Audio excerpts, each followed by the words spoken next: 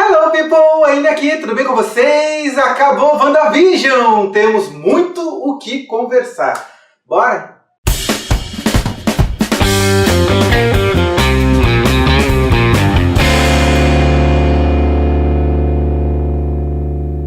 Gente, acabou WandaVision e a gente tem que bater um papo sobre isso. Eu estou ainda tentando pegar se essa série valeu a pena ou não. E em que sentido eu falo isso? É uma série que ela é redonda dentro dela mesma. O que eu acho muito interessante é que é uma série que ela trabalha com as nossas expectativas. Então, assim, existem formas de você assistir WandaVision. Você pode assistir WandaVision como uma pessoa que já leu os quadrinhos e conhece os personagens. Você pode assistir WandaVision como alguém que assiste todos os filmes e acompanha todo o universo Marvel MCU, né, o universo Marvel no cinema. Você pode ser aquela pessoa que assiste esporadicamente, uma vez ou outra, e vai lá e assiste, e acabou assistindo eventualmente um filme ou outro, e aí acabou assistindo WandaVision, né? E aí, no final das contas, eu acho que o resultado final, aquilo que vai ficar para cada uma das pessoas, vai ser muito particular. Por isso que a gente vê nas redes sociais gente que adora, gente que odeia, né? E eu noto que é muito uma questão de expectativas. Gente, rapidinho, só estou interrompendo aqui esse vídeo no comecinho para te pedir para já se inscrever no canal se você é novo aqui. E seja muito bem-vindo, seja muito bem-vinda. Legal? Aproveita e já curte esse vídeo agora, porque lá no final você vai querer sair correndo para ver outra coisa e vai esquecer. Então curte esse vídeo que isso faz toda a diferença para o canal. Joia? Bora lá!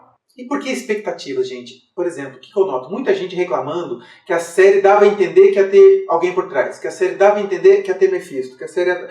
Então, quem lê quadrinhos ficou nessa expectativa de ter alguma outra coisa diferente. Uma coisa que eu sempre falo em todos os meus vídeos, desde o começo do MCU.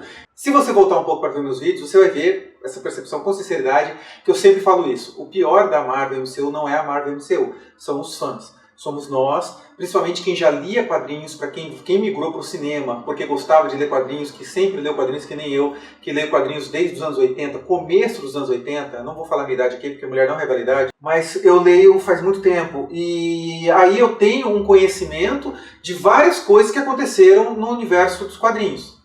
E a gente tem essa mania de buscar... É assim, gente, o ser humano faz o seguinte, tudo que ele vê pela primeira vez, o automático do inconsciente é buscar uma referência, é buscar aonde eu posso encaixar esse novo conhecimento para tornar ele um lugar seguro para mim. Como é que funciona a cabeça das pessoas? A gente vive ainda com aquela sementinha do luta e fuga dos nossos ancestrais de 10, 15 mil anos atrás. Quando aparece para você algo que você nunca viu, o seu automático é: como que eu faço para entender se isso é algo que pode me prejudicar, que pode me machucar? Como que eu me defendo do sofrimento, seja físico, psicológico, emocional, que essa novidade está me trazendo? Então eu tenho que buscar uma referência para entender. Nessa referência, se isso é algo bom, se isso é algo ruim. Entretanto, como a gente vive hoje num mundo muito mais seguro do que nossos ancestrais, a gente acaba tendo muito mais as dores emocionais. Então, por exemplo, você cresceu lendo uma referência. Teu primeiro contato com o universo de WandaVision, por exemplo, da Wanda, dos Maximov, né, Feiticeiro Escarlate, Mercúrio, Visão, Vingadores da Costa Oeste. Quando você pega e lê desde essa época, ou como eu comecei a ler antes disso, quando ela ainda estava meio que na Irmandade, né, dos mutantes do Magneto, que depois ela passou para os Vingadores, né, e teve uma passagenzinha pelos X-Men, porque afinal de contas os dois são mutantes nos quadrinhos. Então todas essas referências são as que foram as que eu fui buscar. Muita gente foi buscar a referência da época que bombou quadrinhos, né, que foi quando teve a queda, quando teve No More Mutants, né, quando a Wanda despirocou de vez. Aí acontece realmente as verdadeiras decepções. A gente vai buscar uma referência dentro daquilo que a gente já conhecia, uma vez que o primeiro contato que a gente teve com aquilo foi diferente do que está sendo mostrado agora. Então, para muita gente que está tendo acesso ao MCU apenas, vai entender que é isso a história. Quem leu antes, quem conhece de antes, vai ter aquela referência errada, vai ter aquele pensamento que diz assim: tá errado isso aí, porque não é assim. Porque quando eu conheci não era assim. Assim como quando eu tive contato, quando, por exemplo, falaram que a Wanda e o Mercúrio não eram mais filhos do Magneto, deram outro passado para eles, para mim foi revoltante, porque para mim eles sempre foram filhos do Magneto. Como que agora não são mais os filhos do Magneto? É uma mudança que revolta. Assim como quando eu lia quadrinhos, por exemplo, da DC Comics, era de prata, na verdade não, era de bronze antes de entrar na era contemporânea, antes de crise. A gente tinha uma forma de fazer histórias em quadrinhos, havia um status quo, e de repente eles viraram tudo isso, mudaram do avesso, deram outras origens, zeraram todo mundo. Chegou lá John Byrne, George Pérez e companhia, e fizeram novas origens para todos os personagens da DC. começaram do zero, e aí ficava assim, poxa, mas da onde veio isso? De onde veio aquilo? Né? Isso tá errado, porque lá no original não era assim. O Flash fazendo isso não. O Flash sempre foi Barry Allen. Como assim agora o Flash é o Wally West? Quer dizer, o Wally West a gente deu sorte, todo mundo gostou muito dele, mas houve outros personagens novos que entraram que a gente passou a não gostar e sentir como impostores. Então eu entendo toda essa raiva que muita gente tem com relação às referências, porque a gente tem sempre, né, todo episódio o pessoal ficava na internet tentando descobrir quem era o Mephisto, quem que estava por trás, era o Pesadelo, e muita gente, numa aposta que eu nunca fiz, porque não faria o menor sentido, que era dizer que a Wanda começou o Multiverso da Loucura. Tudo bem, tem um momento nesse episódio que a Agatha Harkness fala que a Wanda não sabe o que ela liberou, o que ela começou. E aí a gente vê, tem 2 cenas pós-créditos, tá, gente? Não sei se vocês já viram, mas são 2 cenas pós-créditos, tá? E na segunda cena, eu vou falar aqui, tem spoilers, tá? Esse vídeo, se você não quiser saber, se você não viu ainda cena, não quiser saber, não veja. Mas lá no final você vê a Wanda dividida em 2. Né? Uma que tá lá sendo a Wanda Maximoff, e a outra que é a Feiticeira Escarlate, que está estudando o Darkhold, né? Então eu acho que isso é o que vai deixar a gente com a mente em parafuso até isso ser resolvido em algum lugar. Pode ser que seja o Multiverso da Loucura? Pode ser. Então, assim, é claro que eu entendo isso, eu entendo pra caramba esse desapontamento que a maioria dos fãs está apresentando, essa fala de não estar achando encaixe pros quadrinhos, ou tendo isso como algo que não é. Mas a real, gente, é que eles estão escrevendo algo novo. Então a referência do MCU é o próprio MCU. Então essa coisa de se sentir traída é uma coisa complicada, porque, a história ela vai acontecer como os escritores querem que ela aconteça. Então a coerência ou incoerência é igual a coerência e incoerência da vida de qualquer pessoa. As coisas não acontecem como a gente quer, as coisas acontecem do jeito delas. E o escritor está dando o fato como ele aconteceu. Daí você fala assim, mas a pessoa fez aquilo, é incoerente fazer aquilo, como se você fosse a pessoa mais coerente do mundo, como se as pessoas do seu lado, no seu dia a dia, no seu trabalho, na tua família, nas tuas amizades, fossem pessoas extremamente coerentes e fiéis ao seu próprio dia a dia. Fazem coisas inesperadas o tempo todo, elas têm reações que a gente não imaginaria que elas teriam, e a gente também, muitas vezes, quem nunca passou por isso, tem coisas que só você passando para entender, e que quantas vezes na sua vida você também não teve aquele momento em que você pensou assim, puxa vida, eu não pensei nisso, mas na hora eu devia ter feito tal coisa. Então é isso, a gente está assistindo a história da Wanda e do Visão, a história é mais da Wanda do que do Visão, e como isso aconteceu. Não significa que isso tinha que ser perfeito, redondinho, que tinha que ter coerência 100%, porque não é assim que as coisas são, não é assim que as coisas são. Mas vamos falar um pouco do episódio agora. Eu enxergo esse episódio de uma maneira como realmente um fechamento, tá? Eu achei que ia ser bem pior, tá? Eu achei que ia ser um episódio realmente ruim, eu não achei ele ruim, eu achei ele razoável. É lógico que eu tinha as minhas expectativas que não foram supridas, e aí eu vou botar a culpa nos roteiristas como todo mundo, lógico, embora eu saiba que eu estou errado por conta disso. Mas quando, por exemplo, eles trazem algumas coisas que a gente queria ver mais. Eu queria ver mais os poderes da Photon. Eu queria ver mais Monica Rambeau. Eu queria ter visto mais. Ela mostrou um negócio muito legal. Ela converte o corpo dela em luz. Isso é muito bacana. Isso eu gostei de ver. Tá? Eu queria que as crianças continuassem. Mas o contexto, a explicação da própria série mostrou que isso não daria certo. Eu achei muito legal eles mostrarem que o Mercúrio realmente foi um cara manipulado e que teve os poderes mágicos recebidos direto da Agatha Harkness. Poxa, isso também foi bem interessante.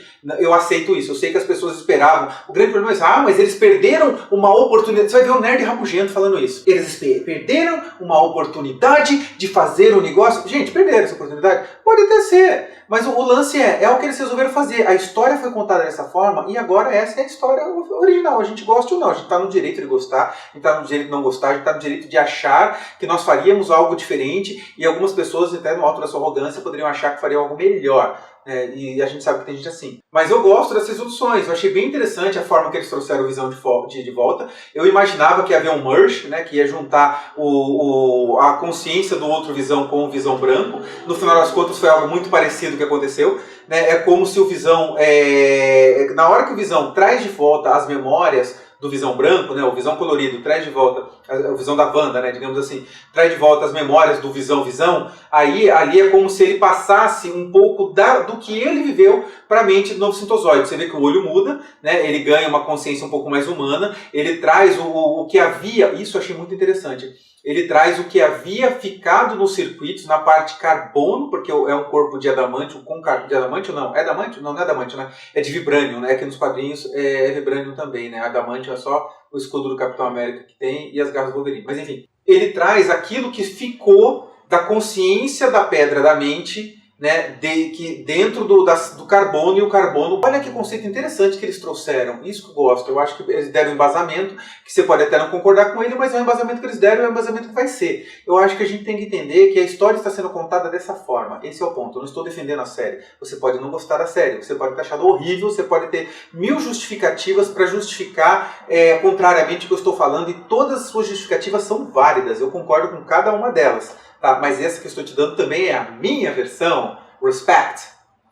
Então quando o Visão Branco ele recebe essa consciência, as memórias dele, o acesso às memórias dele de volta, aí ele sai dali. E é interessante porque a série faz você tentar descobrir se aquele Visão que vai falar com a Wanda é esse Visão, ou se é o Visão da Wanda, se é o Visão Branco, que de repente assumiu a coloração, porque quando ele se entendeu como o próprio Visão e voltou para falar com a Wanda, ou não. Ou se ele simplesmente saiu dali. E no final a gente entende que sim, que ele saiu dali, que a gente vai ver alguma coisa dele em algum momento, ou seja, ele está solto no universo. É que nem quando o Hulk vai embora depois do Vingadores 2, né? A gente só vai saber onde ele foi parar em Ragnarok, e antes disso a gente não faz a menor ideia do que acontece. Eu gosto disso no universo Marvel, eu acho que o universo Marvel tem muito ainda que mudar e melhorar, mas poderia ser feito de outras formas, eu também tenho as minhas próprias opiniões, mas eu gosto e aceito o jeito que está sendo conduzido.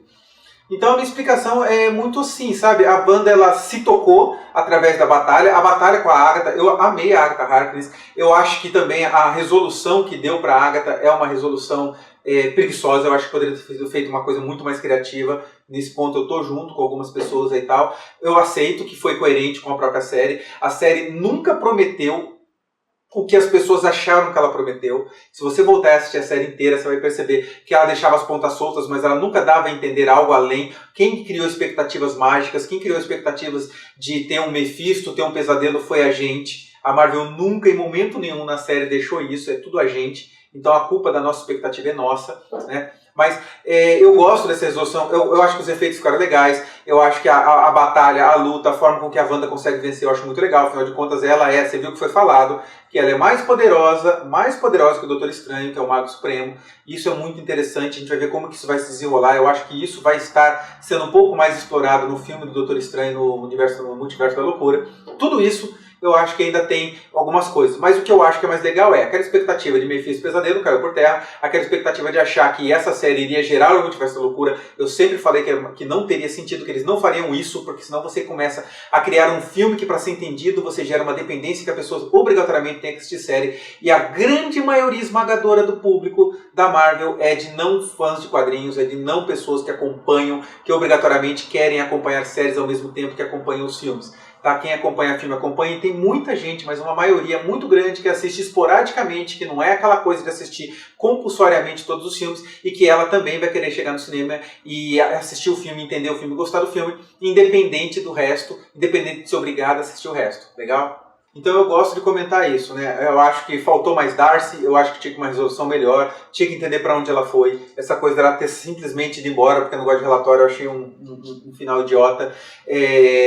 Eu acho que tem muita coisa ali que teve que ser resolvida de maneira muito simples, como aquele diretor da espada. Né? Eu gosto daquele negócio da foto ter sido chamada pelo Nick Fury para ir lá para a estação onde ele está no espaço. Eu acho bem interessante finalmente revelar aquilo que a gente já achava que poderia ser, que aquela personagem era uma Skrull. A gente falou isso. Tem um monte de gente falando que não era. Gente, ficou muito óbvio que ela era assim uma Skrull lá no outro episódio. Tá? Pelo menos pra mim ficou muito óbvio. E aí acabou se revelando que ela realmente era alguém que foi mandada pelo Nick Fury. Né? Eu espero que a gente tenha isso. Não foi anunciado em momento nenhum um filme só dela. Pode ser que agora anuncie. De repente eles não quiseram anunciar com antecedência para não quebrar a surpresa que traria a Photon nessa série, que é onde está a origem dela. Né? Mas de repente um filme dela possa ser algo que possa aparecer. Eu acho que isso ia ser muito legal. Não descartaria até uma série da Photon, tá, gente? Não descarto que ela possa vir aparecer em outros lugares, inclusive no filme do Doutor Estranho, por que não? Mas muito mais provavelmente, eu acho, na minha percepção, no filme do Thor. De repente, eu acho que a gente pode ter um pouco dela lá, já que os poderes dela também são espaciais, ela não precisa ficar presa na Terra. Eu acho que a gente vai ver muita coisa ainda na Mônica fora do planeta. Ah, mais uma coisa. Mais uma coisa que eu gosto de comentar é a atuação da Elizabeth Olsen. Menina, que coisa de louca. Essa menina tá incrível. Fora que, assim, ela consegue mudar as expressões. Você vê a raiva e o desespero, às vezes misturado, às vezes cada hora de um jeito. A interpretação dela realmente nessa série mostrou que é uma atriz que não é simplesmente um rostinho bonito, não é aquela pessoa só da ação. Ela conseguiu se dar muito bem na parte dramática, assim como Paul Bettany fazendo Visão também ficou muito legal. A Agatha Harkness, esqueci o nome da atriz agora, mas ela também, sim, deu um show de interpretação e tal. É lógico que as crianças não dá para esperar muita coisa delas, né? Você percebe que é uma interpretação de crianças, né? Mas isso ficou bem bonitinho, ficou muito fofo, né? Eu gostei de ver os meninos aí participando. Mas o destaque todo para mim de toda a série desse episódio vai para Elizabeth Olsen. E aquele uniforme que ela usa quando ela se transforma na Feiticeira Escarlate, eu achei maravilhoso, amei aquela tiara. Ela fica até com uma aparência meio demoníaca, né? Eu achei que deram esse ar muito demoníaco para ela. Eu acho que isso tem muito a ver, como se também estivesse havendo aí um conflito interno dentro dela, né? Como se realmente a Feiticeira Escarlate fosse uma entidade à parte dela, que é o que a primeira cena pós-crédito dá a entender, né? Então eu acho que eles devem explorar isso um pouco mais aí pra frente e a gente precisa que seja explorado isso de uma forma muito legal. Então é isso, gente. O que você achou? Gostou do episódio? Gostou da série como um todo? Vamos bater esse papo aqui embaixo nos comentários. Lembrando que hoje à noite a gente vai ter 3 Boteco Nerd, 30 minutos em cada canal, 30 no Nerd Rabugento, 30 no meu, 30 no canal Mestre do Universo, porque o Danilo voltou o nome para Mestre do Universo. Ele parou de usar Boteco Nerd, ele explicou isso no Instagram dele, que também voltou a se chamar MDU, né, também voltou a ser Mestre do Universo. Então a gente se vê mais tarde no Boteco Nerd, se você estiver vendo esse vídeo logo no lançamento, e a gente continua esse papo lá. Mas aqui nos comentários a gente também tem que conversar sobre isso, legal? E já aproveita, curte esse vídeo agora, por favor, porque isso faz toda a diferença. Compartilhe com seus amigos. E se você é novo no canal, se inscreve e liga o sininho. O YouTube não está entregando os vídeos aqui da gente, o YouTube está segurando isso, e isso está sendo uma sacanagem, porque canais pequenos estão tendo mais dificuldade de aparecer. Então a gente quer pedir isso para vocês, legal? Vou ficando por aqui. Um beijo. Tchau, tchau.